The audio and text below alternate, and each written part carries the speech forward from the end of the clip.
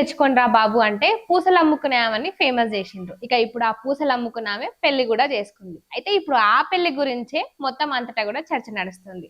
అయితే ఆమె ఒక ముస్లిం యువకుని పెళ్లి చేసుకోవడంతో ఇది ఖచ్చితంగా లవ్ జిహాదే, మరో కేరళ స్టోరీ 3 అవ్వబోతుందంటూ కూడా మాట్లాడుతున్నారు.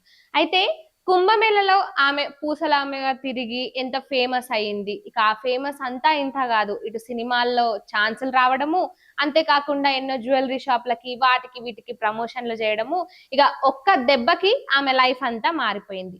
ఇంత మంచి అవకాశం వచ్చినప్పుడు మంచిగా సద్వినియోగం చేసుకోకుండా నీకు ఇదేం పిచ్చే తల్లి అంటూ కూడా కొంతమంది మాట్లాడుతున్నారు.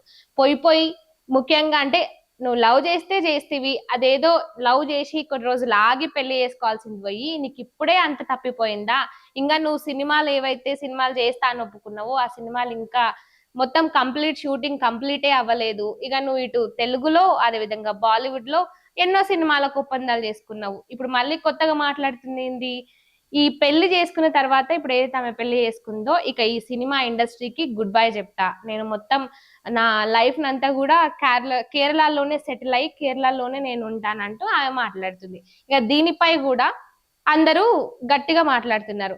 ఇలాంటి సినిమా అవకాశాలు వచ్చి ఇంత మంచిగా ఎదిగే ఈ టైంలో ఇలా పెళ్లి చేసుకొని ఇంటర్తోనే ఆగిపోతుందంటే ఇది ఖచ్చితంగా ట్రాపే, ఈమెని ట్రాప్ చేసిరు, ఇది ఖచ్చితంగా లవ్ జిహాదే అంటూ ఈ మాట అంటుంది ఎవరో కాదు, ఈమెను ఎవరైతే ఇటు సినిమా ఇండస్ట్రీకి పరిచయం చేశాడో డైరెక్టర్, ఆ డైరెక్టరే స్వయంగా దీని గురించి మాట్లాడుతున్నాడు. ఎవరైతే ఆ యువకుడు ఉన్నాడో ఫర్మాన్ ఖాన్, ఆయనకి ఈమెనే ప్రపోజ్ చేసిందట. ఈమెనే పెళ్లి చేసుకుందాం అనే ఒక ప్రపోజల్ ని ముందుకు తీసుకొచ్చిందట. ఇక దీంతో వాళ్ళు కేరళలో ఒక టెంపుల్లో పెళ్లి చేసుకున్నారు. కేరళలోనే త్వరలో సెట్ అవ్వబోతున్నట్టు కూడా చెప్తున్నారు. వీటన్నిటికీ కూడా మోనాలిసా వాళ్ళ తండ్రి వ్యతిరేకంగా ఉండడంతో ఆయనకి పోలీసులు కౌన్సిలింగ్ ఇచ్చారు. వీళ్ళిద్దరికి థ్రెట్ ఉంది, మా ఇద్దరికి థ్రెట్ ఉంది, మమ్మల్ని కాపాడండి అంటూ వీళ్ళు పోలీసుల సమక్షంలో పెళ్లి కూడా చేసుకోవడం జరిగింది.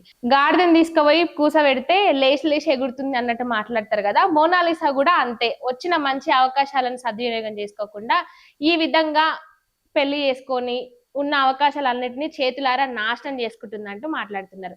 మరి మోనాలిసా గురించి మీరేమనుకుంటున్నారు? మీకేమనిపిస్తుందో కామెంట్ రూపంలో చెప్పండి.